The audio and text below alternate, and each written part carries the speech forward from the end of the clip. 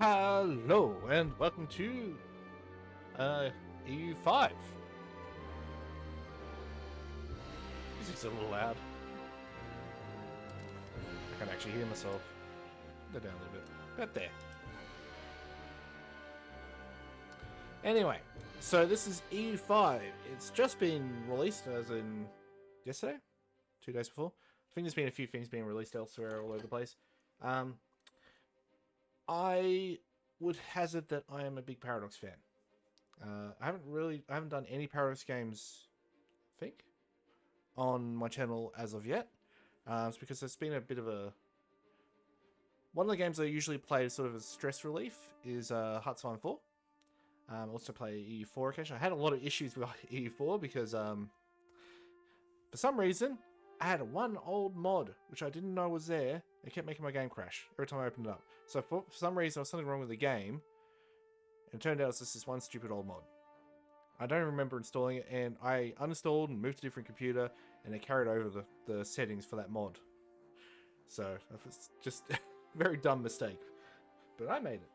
Also have played Crusader Kings 2 a lot, Crusader Kings 3, Victoria 2. I played a little bit of Hearthstone 3, but that game was very unstable and tended to crash a lot on me. It's somewhat of an old game now, unfortunately. Yeah, I've played a lot of Paradox games. Most of my and Stellaris, sorry. Most of my Paradox games, except for maybe CK3, have hit almost 1,000 hours of playtime. EU4, CK2, and Hearthstone 4 are definitely my most played of the three. With Stellaris, I think, a fairly distant fourth. About Hearthstone 4 definitely, I think, is at the top at the moment. It's sitting about 1,400 hours. But yeah, I saw this was coming out, and I was like, oh boy, I want to give it a go. And apparently they managed to avoid some of the issues that they had with Vic 3. But we'll see. This is my first time really looking at it. I've been playing around the menus and having a look at different things and stuff like that beforehand, but I actually haven't played the game before. So I want to just have a... This is like a first look. I guess the best way to put it. First look at EU5. Once we log in. Always this long load time. It does seem to run pretty well though, without actually pressing play and going. Alright, so our start time is 13:37, which is not EU4 start time. This is, I believe, is the CK3 end time. And Byzantines are still relatively intact. Apparently they're very hard to play. Ottomans. Is there a room? No. Interesting. Wait, do they have vessels?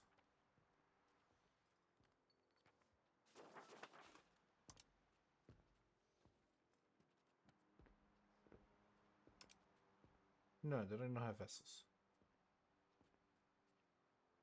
Do I know what I'm looking at?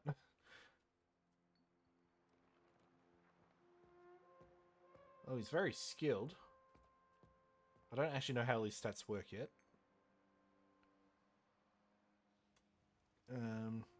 Not so much there. Got the Golden Horde up here. Muscovy hidden off there. Novgorod is actually kind of big.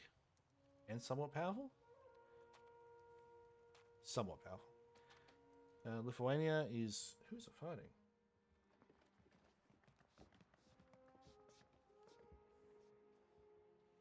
Oh, it's fighting a lot of people. Basically, Livonian Order and Teutonics.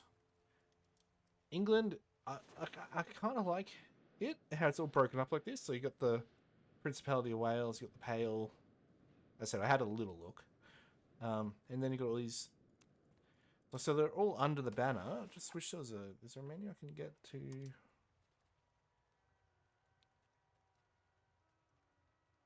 Opinion? No. Also, Britain does not start as one of the great powers, which I thought was interesting. Britain, England. Yeah, great powers. France. The Duchy of Upper Bavaria, because they're the Holy Roman Empire. Or Emperor. The Byzantines, sort of, somehow. Egypt. Sultan of Delhi. Chimera Empire, Great Yuan, and Japan. Well, Ashikaga. Oh, and then you got some African empires, like the Canaan Empire and the Mali Empire. And the Mali Empire basically have all these guys as their vassals. Is Ghana's not one. Yeah. So Mali Empire controls all that. The most powerful? Yeah.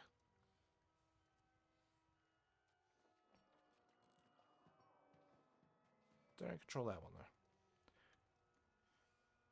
So yeah, it's the first time I've actually seen African powers be included in the Great Powers, which is cool. Well, technically there's 3 African powers, if people count Egypt as African, even though it definitely is.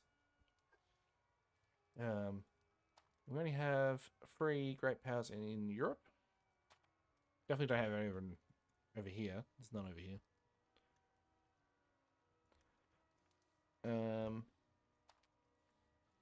The Ashikaga Shogunate obviously hasn't broken up yet. One thing I found interesting was, click here, the Yuan do not have a big army or navy size. In fact, Kingdom of Goryeo, how do you say it? Goryeo? Basically Korea. The Goryeo period. I don't know how to say it. I'm sorry if anyone's Korean watching that. It's actually far more powerful. I don't know if that's because obviously they've got a much bigger population, so they can draw on that a lot more.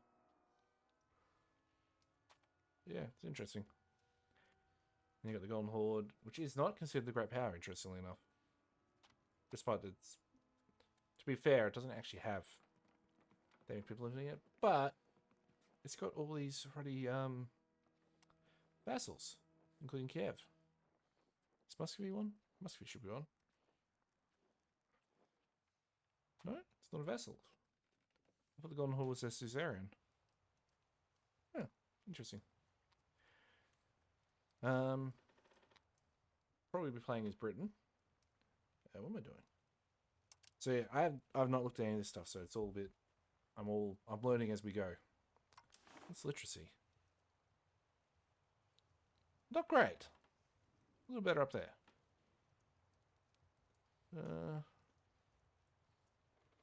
Of course, the Greeks and the Bulgarians. So that's Serbia. Epirus. But Athens is apparently very badly educated. Trebizond, I'd say the most. Surprising how much the Japanese and the Chinese are actually so well educated. Just look at Europe. I think the highest we get is Novgorod. Interesting. Highest we get is Novgorod. Novgorod. Yeah.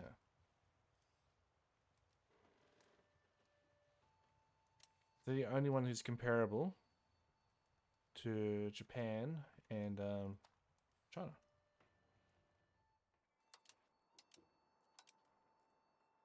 Interesting. Everywhere else, not so much. In fact, it's actually 0. I guess that's representing the tribal powers and no one living there. So yeah, there's lots of different map modes. So you can see the population. Shows only pop-based counties. What's pop-based?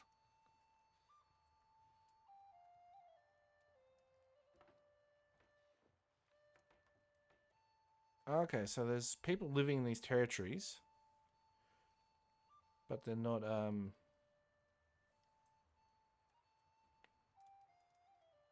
swampland?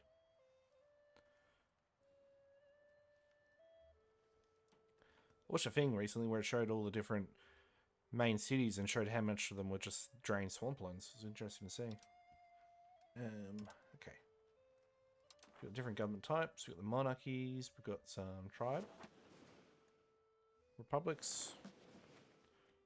Republic, steppe hordes. Lots of monarchies over here. Tribes in the way there. Maybe the Georgians?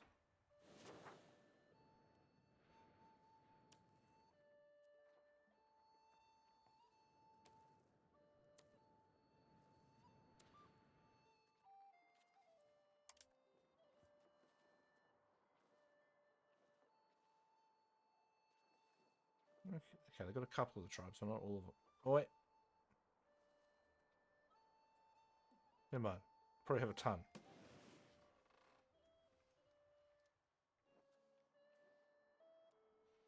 Dodge that.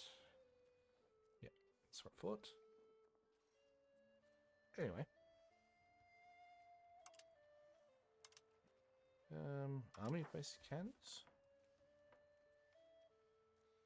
I guess that means the hordes.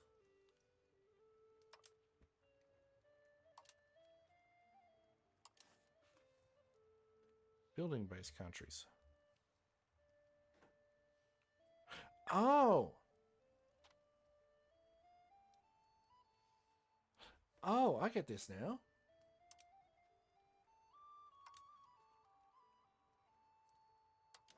So, if you want to be a particular people, you can't select the people-based countries, unfortunately.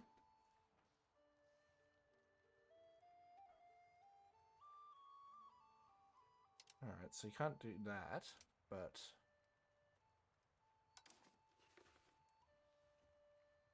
And we got the Hansa League. Hanseatic League. So basically they're traders who build their buildings in different places and they consider their own faction. And then you got the samurai. Is there a Date up top? Where are they? Do they even exist? Yes, they do exist. The Date. Now how about the Oda?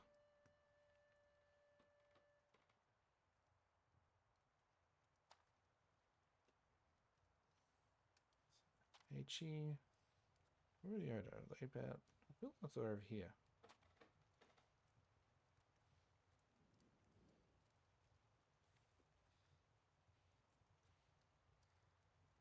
You are... Is it Hojo?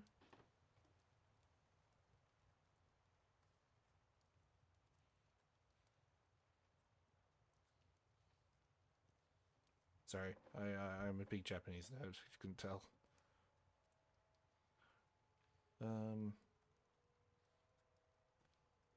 Should be a Semetsu down here.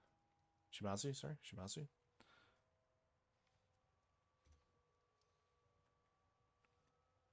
Now, where are the... Yep, Hosokawa.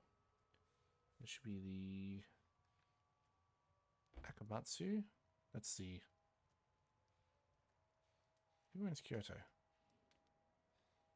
Where's Kyoto?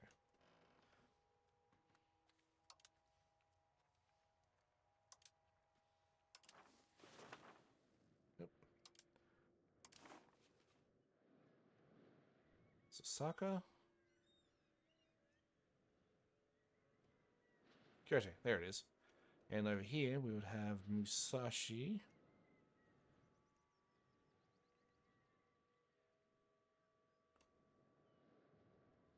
Kanto Plain. Kanto Plain's this thing here. Just where Tokyo or Edo eventually gets built. But at this time I don't believe it's very prominent at all. And I think Fukushima is about up here. Sendai, sorry. Sendai doesn't exist yet either. That's to see which the Date create.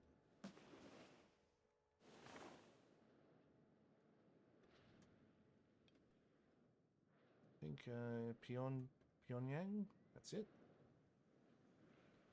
Unless I'm getting wrong. Pyongyang, there it is. Then Seoul. I think Seoul's around here, isn't it?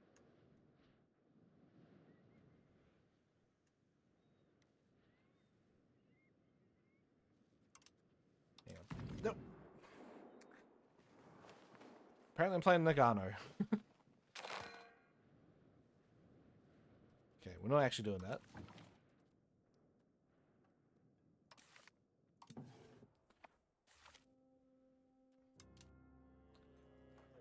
I'm a huge map nerd as well. I actually really love playing the different little groups of Japanese one province miners in EU4. Haven't played in a while, but I mostly just play England nowadays.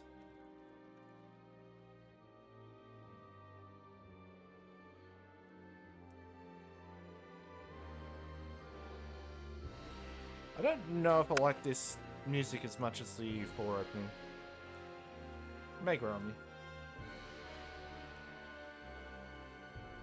Alright, now, I was actually trying to do something.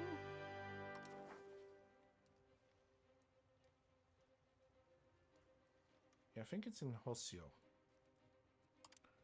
And break down the provinces. Hanseong. That's where Seoul should be. I think. Or Kaesong. One of those two.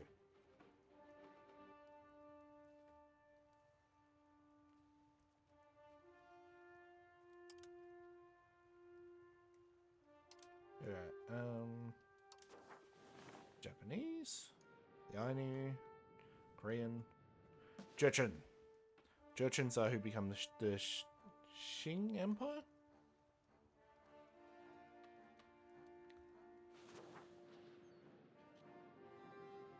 Hong Kong is down here. I don't know if that one counts as Hong Kong.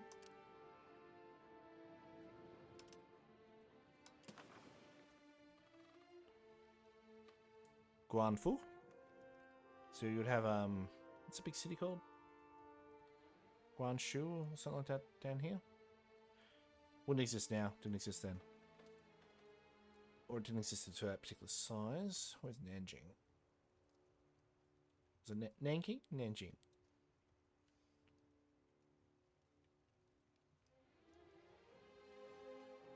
Further up.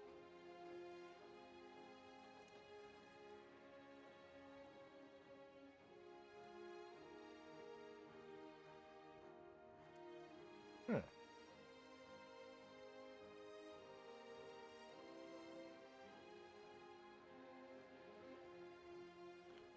Don't think Beijing exists yet, because I think that was a Ming creation.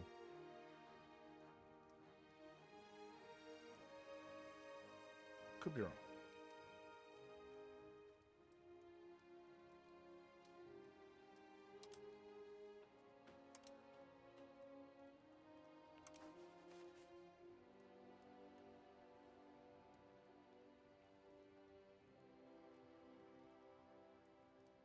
Should be around here. That should be Nanjing.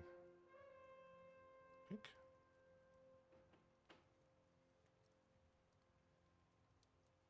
Alright, I'm obsessing over this too much. Anyway, moving on.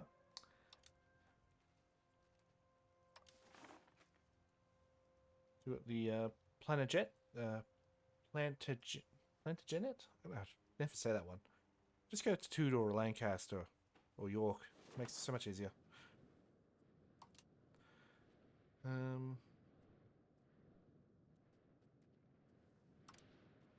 Alright. So we're going to play as England. Apparently it's medium difficulty, which is interesting. So I have no idea what I'm doing. So, right. The English crown is still reeling from a treacherous rebellion which resulted in the underhanded murder of King Edward II just 10 years ago.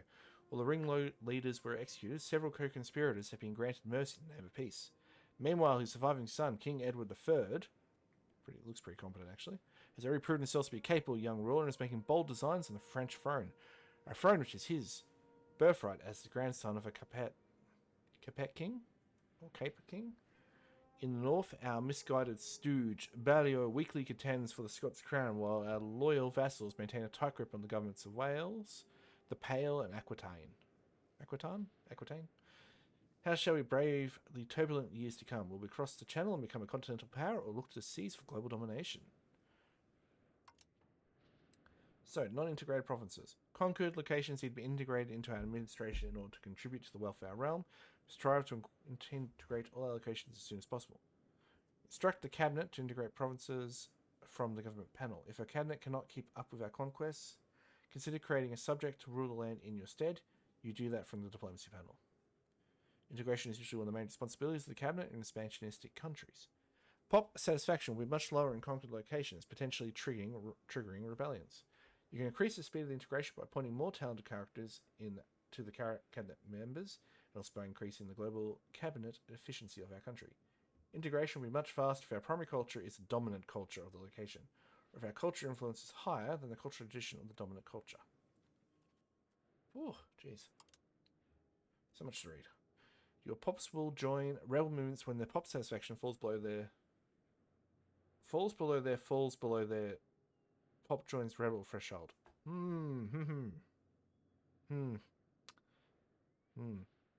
Falls below there. Rebel movements will gain progress towards open revolt every month, depending on their support. When reaching 100% support, they will start a revolt or a civil war. The most frequent reasons for rebel support are low stability, discriminated cultures, and religions and angry estates. Keep stability and legitimacy as high as possible, which is... is that good stability? What's it? What? Legitimacy, there we are.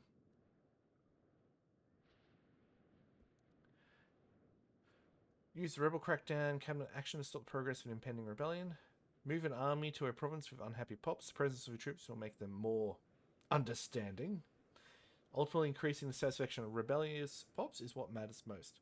Make sure the most numerous cultures in your country are accepted or tolerated. Ensure the rebelling pops are able to buy as many of their pop needs as possible from the market. Keep estate satisfaction high, since it really impacts the satisfaction of all constituent pops. Granted privilege, bribe the estate, lower taxes. Experience. Societal values such as communalism and decentralization can also influence the likelihood of rebellion growth. Rebellious pops will join to different rebel movements depending on various factors. For instance, pops of a discriminated culture will tend to join nationalist rebels. Nationalist rebels is a faction that are either pops of another culture or religion that's attempting revolt, or an unhappy estate that's trying to force a civil war. So a lot of this stuff would be similar to Vic Free. Yeah, so they got to buy the jeez, my voice is going. Pops try to buy the goods they need for their daily life from the market of their location. Pops know how to buy all the goods they demand. Their pop satisfaction will decrease accordingly. Their pop satisfaction falls below their pop joins rebels threshold, be it for want of goods or else. Pops might start to support a rebellion against the government. I love this tooltip feature. I wish a lot of the earlier games had this. This is what they did in Vic Free. This looks like it's a lot better than Vic Free did. One thing to note when you do this, wait for the bar to fill, then you should be able to then wander around and have a look. And you can keep opening them up.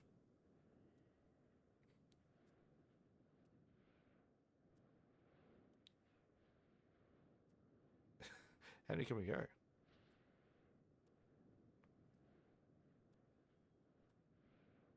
feel like I already had character open. Anyway, get off there. Keep stability, legitimacy, and estate satisfaction high to prevent rebellions. Expand your production of the demanded good by building RGO, which is resource gathering operations, and buildings from the goods production panel. Import the goods from other markets by spending trade capacity, which is...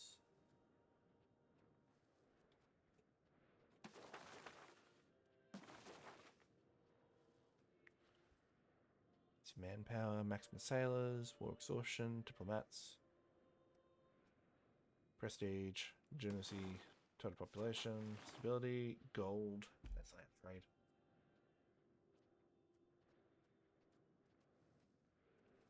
Okay, it's not up there.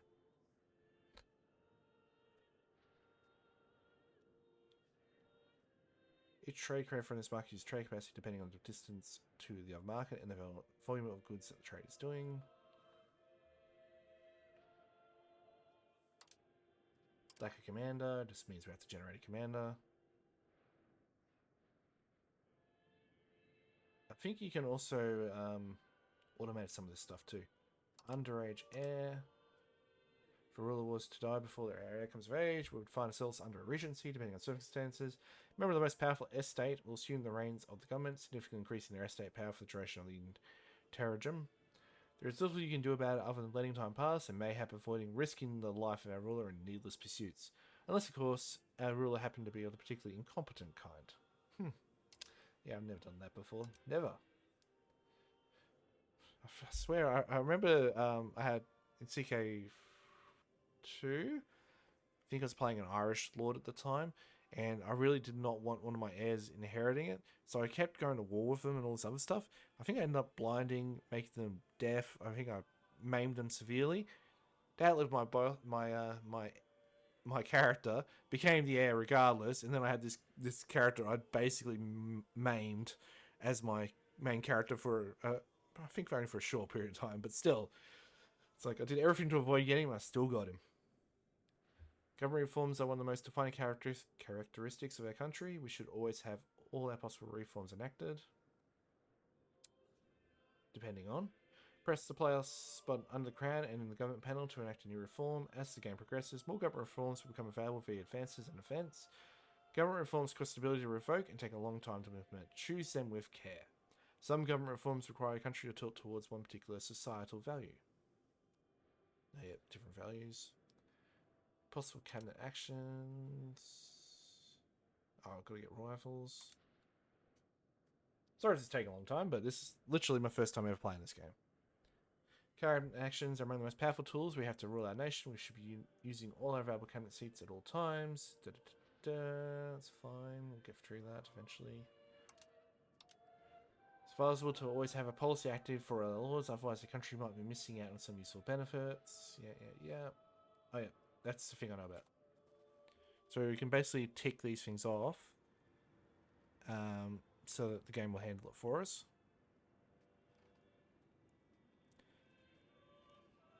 So we can basically have it do all of this for us. One of the things, you can have it set so it replaces... Basically, it'll pop people into your general positions and stuff like that. I remember seeing a video about this. We should make our countries researching new advances at all times. Research is not something EU4 has ever done. That is a Hearts of Iron 4 and Victoria 3/2 thing. We should make our countries researching new advances at all times. Get advanced panel, choose the advance that suits your need.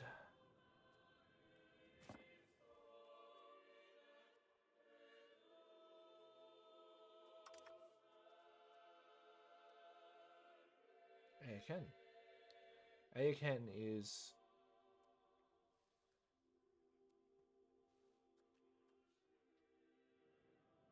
Who's it belong to? Doesn't actually say. It's all good. So it says we should get that added.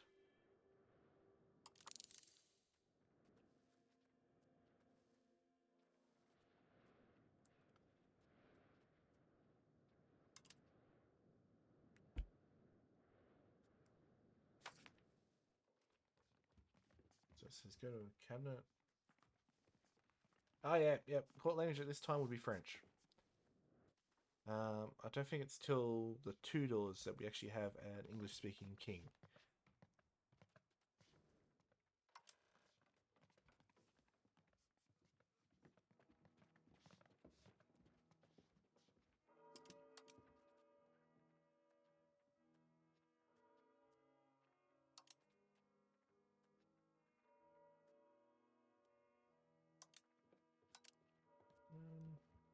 I don't think we're doing too much here.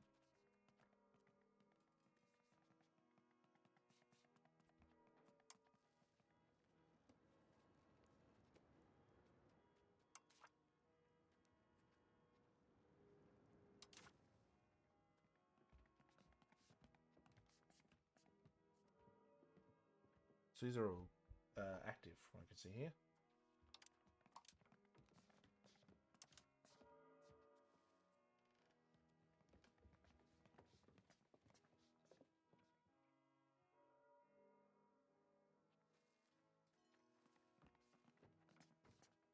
Okay. Rivals of countries that publicly declare as hostile to interests. The purpose of rivals is twofold. As a diplomatic tool, declaring rivals helps us make friends with their enemies. As an offensive tool, we can fabricate casabal lie against our rivals and intervene in war against them. And we have no allies. Negative. What? Yeah. Oh, okay, we do.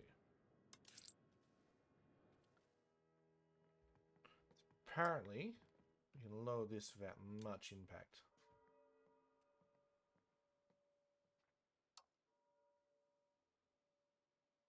can do it all the way at the top, and we'll leave it about there.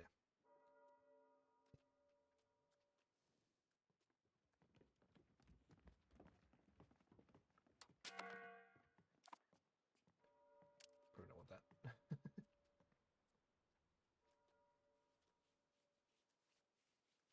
So most of our money comes from the Yemen.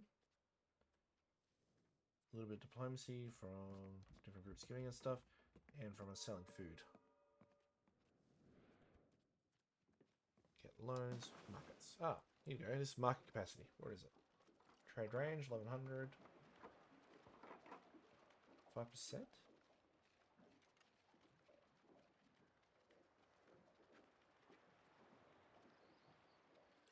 Okay, so we basically have no trade capacity in those regions, and we're full. We've got plenty of space in these ones. Okay. Alright. Rivals.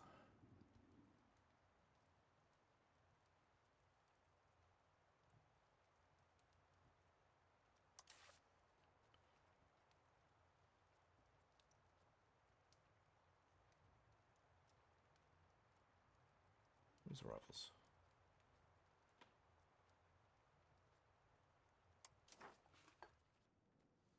Alright, these two are already a rival, so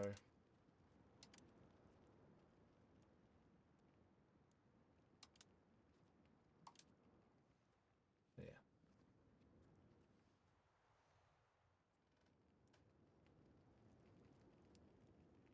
Okay, so we have some rivals now.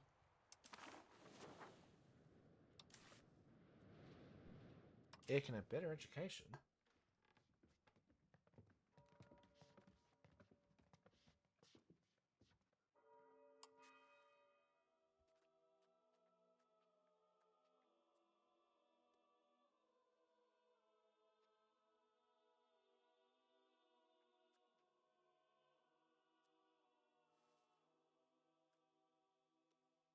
We do expensive. Might be a bit expensive. We can just leave it in balance, it's fine. Plus the rivals, we've done that. Oh, we have one more.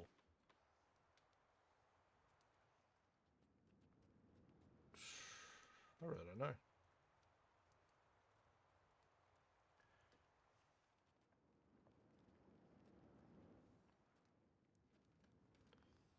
Maybe Kingdom of Denmark? Sort of a historical thing. Especially if you study EU4. Denmark is usually your rival. And one more government reform.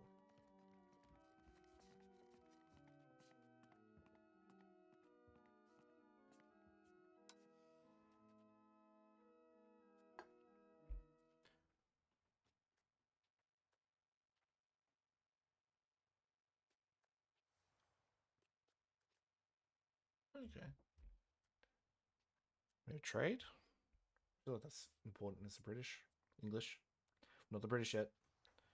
We don't become the British until we get Scotland under our belt. And... well, actually, that's pretty much it, because that's Great Britain. It's the British Isles, but the Irish wouldn't consider themselves British, as far as I'm aware. Being part Irish myself in the long distant past.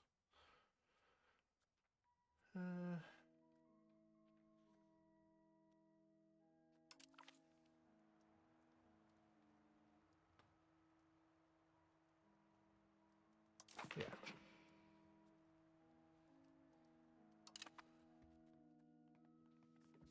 Probably a bad decision. Okay. Precious metal distribution.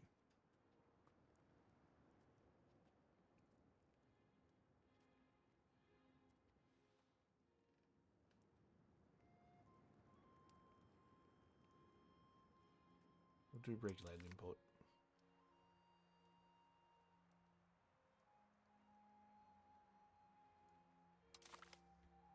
Okay.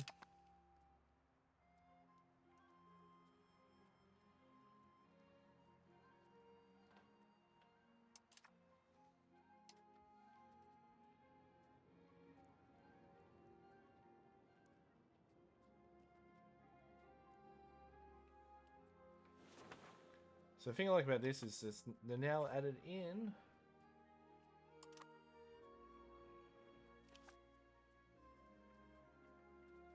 Anyway. You can now go down as far as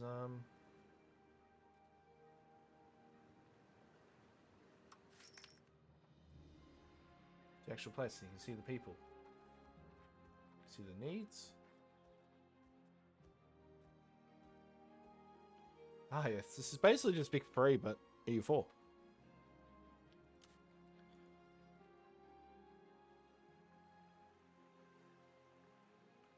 Now, can we go up to the one above it?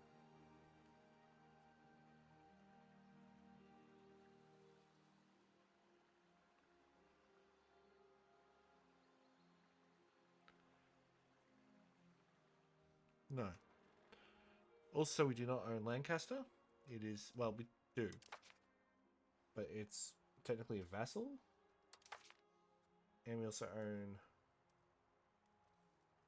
Chester. Basically, we own everything here. And I don't know how many things we own in the Pale.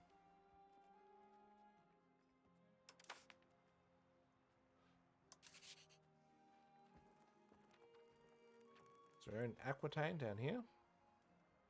Quite a substantial little place, actually. The Pale. Durham. Just up here. We own Wales. Chester. And Lancaster. Then, I think what they've done now is vassals can now have vassals of their own.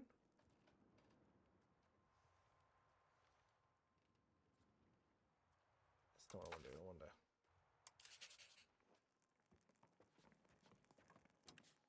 There we go.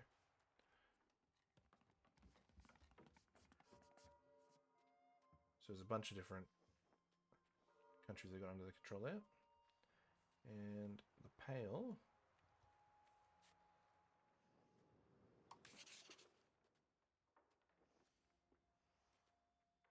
Okay, let's do this. Relations, so on.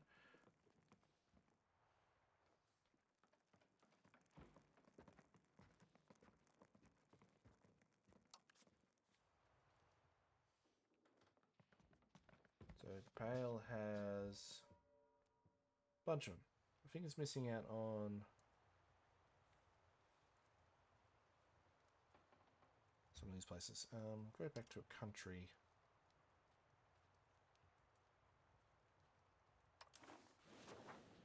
Political, I think that's the best one. So you got the Pale, you got Munster, you got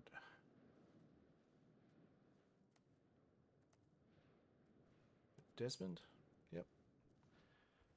One of my favourite countries to play was Desmond. With the yeah,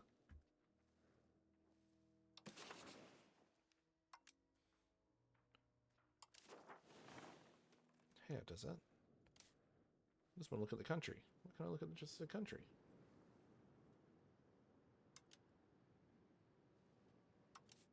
There we go.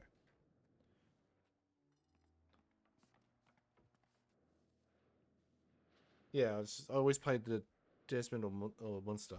One of them.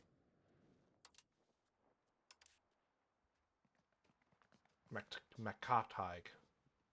He's got the little horsey. No, the deer.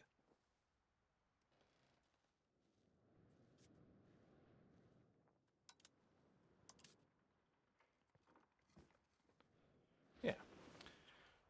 So I think Scotland's currently at war with Balior.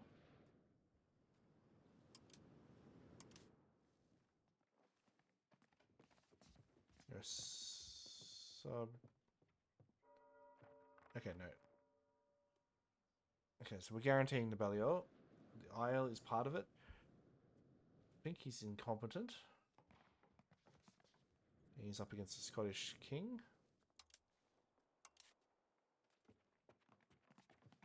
He's actually pretty tough. So Andrew of Murray. Yeah, so this is EU5. not sure if I'll make a series out of this just yet. I want to finish off the current ones I'm doing. I think we're like 3 or 4 episodes of finishing Cyberpunk, which should be amazing once I do that one. Mount and Blade, I might try and force that one done in the next 3 episodes. I didn't do Mount and Blade today. I also didn't do it last week. Last week I went on this trip and I just came back and I was basically just dead. I was in no state to do anything at the time. I think I had 2 hours of sleep. Had been up from 5:30 till I got back, and it was a very busy day. And the train got delayed, which is fun. Because I don't live in... I live in Victoria, but I don't live in Melbourne. So V-Line, which is the main source of getting to Melbourne from outside of Melbourne, is not great at the moment. I feel like it's been underinvested in and something like that, but whatever. The signal went down for 40 minutes. And, yeah, I basically just sat in the train cooking. Because if you got up and left, there's a potential chance they'll just go without you. And they did to 2 of my mates who I went down there with. And they got out, they went off to go over the smoke, and just as they got off and went off to do that, yeah, trains went zoom off without them. So that was fun. So anyway, yeah, I'll do a Mount and Blade episode tomorrow, just so we can start getting that one finished off. I'm hopefully only got about a couple of way from finishing that one. We just had to capture the Empire and stuff like that. Get it done. And I'm going to be trying to do more edited videos. So like for Kenshi, for example, I feel like I've just been doing too much of the... He's 30 to 40 minutes of me just grinding away, slowly getting to the point where I can go set up a base, or just get my guys up with enough experience so they actually fight and defend themselves a little bit. So I want to actually... You guys don't need to see all that. It's hours and hours of that sort of stuff happening. It's not going to be fun to watch. You've seen a couple episodes like that already. I might do some longer streams. Might do some streaming with Kenshi, so you can see some of that background stuff going on. But for the most part, I'm not going to do anything dramatic when I'm doing the background stuff. It's literally just making money, fighting off starving bandits and the odd dust bandit. No real exploration really happening. Buying up different recipes and stuff like that, because I can where I am. And if I decide to move any of the characters down, that'll be an episode. So if I decide to get the 3 girls down from World's End down to the Barrens, or the hub, that would be an episode. That sort of thing. So if I do anything major like that, I'll definitely make that an episode. But if I'm just doing mining copper, grind, and fighting off starving bandits and whatnot, then that's not really... It's not really worth wasting you guys' time on that one. So I'm going to try and obviously make them a bit more pointed, make it so I have an objective for each episode. So I've been a bit blasé and a bit lazy last couple of weeks, I think, on that, unfortunately. And beyond that, yeah. Thank you for watching if you got this far. I am going to be trying to figure out how to play this game, and next time I'll be better off. This is just the first look at EU5 in the different settings. There's a lot of stuff to learn, and I'm a little bit overwhelmed, to be honest. This is so much more than EU4 ever had in it. I feel like there might be a little bit of this, it looks complex from the surface. You actually get into the game and get it running, it actually starts simplifying out a lot. But depends on how big an empire you want to build. And I might give the Byzantines a go, see how I go with them. I love playing the Byzantines, they're always fun to play. I usually play Greece in Victoria Free. So anyway, beyond that, that's it. Thank you for watching. Keep doing what you're doing. I'm actually going to strange that. No, if you want to leave a subscribe, I really appreciate it. Ring a bell, all that sort of fun stuff. And beyond that, any comments, suggestions, questions, etc., etc., I'll try my best to answer any of them if you do throw them my way. And other than that, keep doing what you're doing. Look after yourselves, look after your pets, and cheerio.